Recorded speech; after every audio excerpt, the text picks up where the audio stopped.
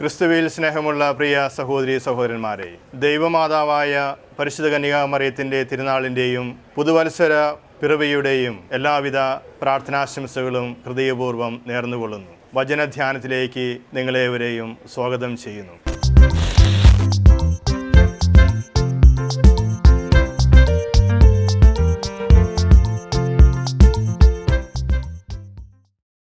ഇന്നത്തെ സുവിശേഷ ഭാഗത്ത് നമ്മൾ കാണുന്നത് ആട്ടിടയന്മാർ അതിവേഗം പോയി മറിയത്തെയും ജോസഫിനെയും പുൽത്തൊട്ടിയിൽ കിടത്തിയിരിക്കുന്ന ഉണ്ണിയെയും കാണുന്ന രംഗമാണ്. തങ്ങളോട് പറയപ്പെട്ട കാര്യങ്ങൾ അവർ മറ്റുള്ളവരെ അറിയിക്കുകയും ദൈവത്തെ മഹത്വപ്പെടുത്തുകയും സ്തുതിക്കുകയും ചെയ്തുകൊണ്ട് അവർ തങ്ങളുടെ ഭവനങ്ങളിലേക്ക് തിരിച്ചു പോവുകയും ചെയ്യുന്ന രംഗമാണ് നമ്മൾ വായിച്ചു കേൾക്കുക. നമ്മൾ തിരുപ്പിറവി കാലത്തിലൂടെ കടന്നു പോവുകയാണ്. പുൽക്കൂട്ടിലേക്ക് ആട്ടിടയന്മാർ നമ്മളെ നയിക്കുമ്പോൾ ആട്ടിടയന്മാരിലൂടെ പുൽക്കൂട് നമുക്ക് നൽകുന്ന രണ്ട് പ്രധാനപ്പെട്ട സന്ദേശങ്ങളുണ്ട്. ഒന്നാമത്തെ സന്ദേശം എഴുന്നേറ്റ് നടക്കുക എന്നുള്ളതാണ്. നിശ്ചലമായി തീരുന്ന ജീവിതാവസ്ഥകൾക്ക് ചലനത്തിൻ്റെ ആവശ്യമുണ്ട്. കെട്ടിക്കിടക്കുന്നതൊക്കെ കെട്ടുപോകും, ഒഴുകുന്നതൊക്കെ നവീകരിക്കപ്പെടുമെന്നാണ് പറയുക. ജീവിതത്തിൻ്റെ ദുരന്തങ്ങളിലേക്ക് തിരിഞ്ഞു നോക്കിയ ലോത്തിൻ്റെ ഭാര്യ ഉപ്പുതൂണായി മാറി. കരഞ്ഞുകൊണ്ട് കല്ലറയ്ക്ക് വെളിയിൽ നിന്നിരുന്ന മറിയത്തിൻ്റെ അടുക്കിലേക്ക് യേശുനാഥൻ വരുമ്പോൾ അത് യേശുവാണെന്ന് മറിയത്തിന് മനസ്സിലാകുന്നില്ല. കാരണം ദുഃഖത്തിൻ്റെ കണ്ണുനീർ അവളുടെ കാഴ്ചകളെ മന്ദീഭവിപ്പിച്ചിരുന്നു. നമ്മുടെ ജീവിതാനുഭവങ്ങൾ എന്തുമായിക്കൊള്ളട്ടെ, അപരിചിതവും അപ്രിയവുമായ ഇടങ്ങളിൽ പലവിധ കാരണങ്ങളാൽ എത്തിച്ചേരുന്ന വ്യക്തികളായിക്കൊള്ളട്ടെ, അവർക്കൊക്കെ ആട്ടിടയന്മാർ നൽകുന്ന ഏറ്റവും പ്രധാനമായ സന്ദേശം ഇതാണ്: നിങ്ങൾ എഴുന്നേറ്റ് നടക്കുക. രണ്ടാമതായി ആട്ടിടയന്മാരിലൂടെ പുൽക്കൂട് നമ്മൾക്ക് നൽകുന്ന സന്ദേശം ഇതാണ്: നമ്മൾ സങ്കോചം കൂടാതെ പെട്ടെന്ന് കർത്താവിൻ്റെ അടുക്കിലേക്ക് നടന്നെടുക്കുക എന്ന്. നമ്മൾക്കെപ്പോഴും മണ്ണിൽ തീർത്ത ഉണ്ണിയേശുവിൻ്റെ പ്രതിമകളാണ് പരിചിതമായിട്ടുള്ളത്. ജീവനുള്ള ഉണ്ണിയെയാണ് നമ്മൾക്ക് ആവശ്യം. ജീവനുള്ള കുഞ്ഞുങ്ങൾ സങ്കോചം കൂടാതെ പ്രതികരിക്കുന്നതാണ് നമ്മൾ കാണുക. എന്തിനോടും ഏതിനോടും പ്രതികരിക്കുന്ന കുഞ്ഞുങ്ങളെ പോലെയായി തീരുവാനാണ് കർത്താവ് നമ്മളെ ക്ഷണിക്കുക. പെട്ടെന്ന് കരയുകയും ചിരിക്കുകയും ആഹ്ലാദിക്കുകയും ഒക്കെ ചെയ്യുന്ന കുഞ്ഞുങ്ങളെ പോലെ നമ്മുടെ ജീവിതവും കർത്താവിലേക്ക് നടന്നെടുക്കുമ്പോൾ ആഹ്ലാദഭരിതമായി തീരുന്ന ഒരു ജീവിതമായി തീരും. കുഞ്ഞുങ്ങളെ പോലെയുള്ള ഒരു വിശ്വാസത്തെക്കുറിച്ചാണ് യേശുനാഥൻ നമ്മളെ പഠിപ്പിക്കുക.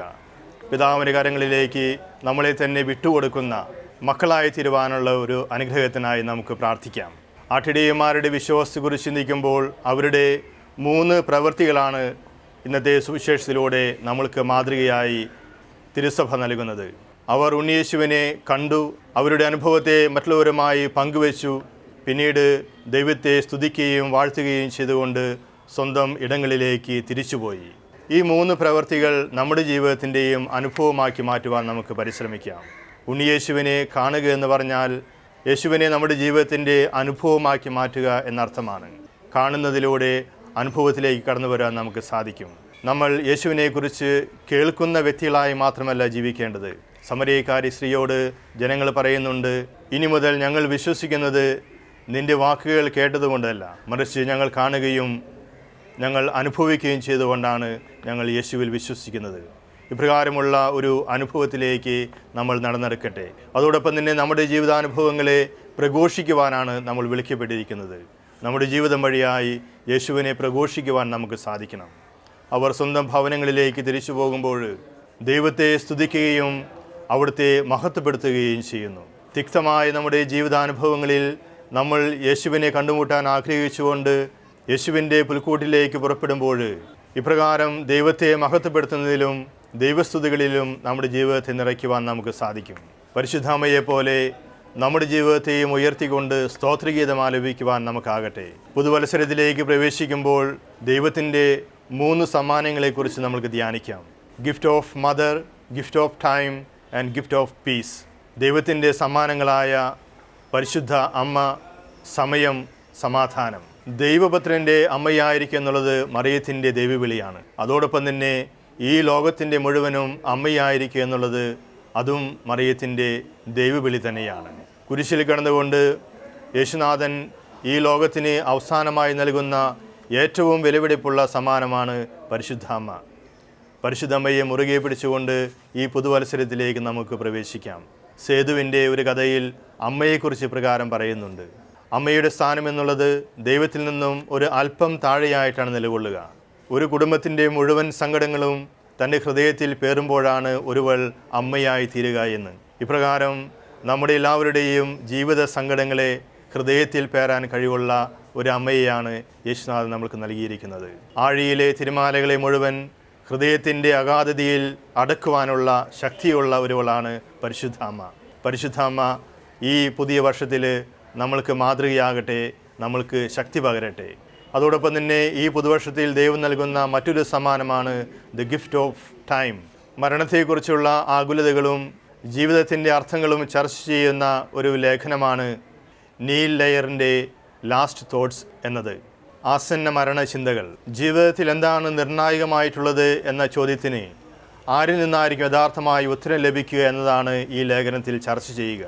ഒരു സാധ്യത പറയുന്നത് മരണാസന്നനായ വ്യക്തിയിൽ നിന്നും എന്നുള്ളതാണ്. മരണക്കിടക്കയിൽ കഴിയുന്ന ഒരാൾ എന്തൊക്കെയായിരിക്കും ആഗ്രഹിക്കുക?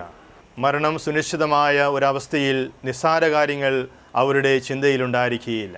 പണവും പ്രശസ്തിയുമൊന്നും അവരെ അലട്ടുകയുമില്ല. ഇപ്രകാരം ഒരു ചോദ്യവുമായി നടത്തിയ സർവേയിൽ ജീവിതത്തിൽ നിർണായകമായിട്ടുള്ളത് കുടുംബവും ബന്ധവുമാണെന്നാണ് വെളിപ്പെട്ട് കിട്ടിയത്.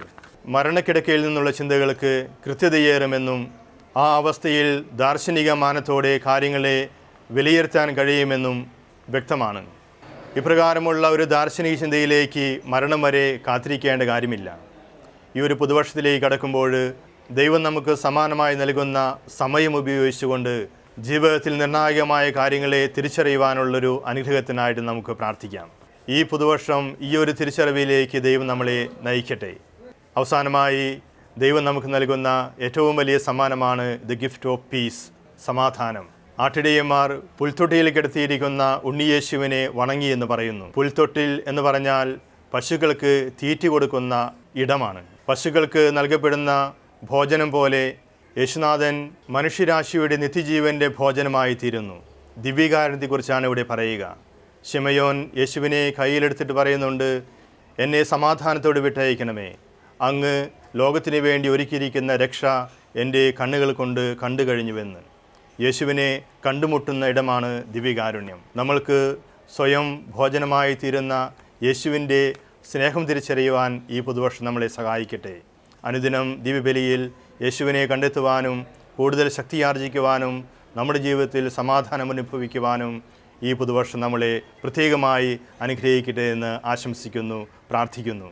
ആട്ടിടയന്മാരെ പോലെ നമ്മുടെ ജീവിതാവസ്ഥകളിൽ നിന്നും നമ്മൾക്ക് പുറത്തു കിടക്കാൻ ദൈവം അനുഗ്രഹം നൽകട്ടെ. യേശുവിനെ കണ്ടുമുട്ടുവാനും അവിടുത്തെ പ്രഘോഷിക്കുവാനും യേശുവിൻ്റെ സമാധാനം അനുഭവിക്കുന്ന വ്യക്തികളായി ദൈവത്തെ സ്തുതിച്ചുകൊണ്ട് മഹത്വപ്പെടുത്തിക്കൊണ്ട് നമ്മുടെ ജീവിതം മുന്നോട്ട് നയിക്കുവാനും ദൈവം നമ്മളെ ഇടയാക്കട്ടെ. ദൈവം നമുക്ക് നൽകിയിരിക്കുന്ന വലിയ സമ്മാനങ്ങളായ പരിശുദ്ധമ്മയെയും നമ്മുടെ സമയത്തെയും ദൈവത്തിൻ്റെ സമാധാനത്തെയും മുറുകെ പിടിച്ചുകൊണ്ട് ഈ പുതുവർഷം മുന്നോട്ട് നയിക്കുവാൻ ദൈവം നമ്മളെ അനുഗ്രഹിക്കട്ടെ. ആമേൻ.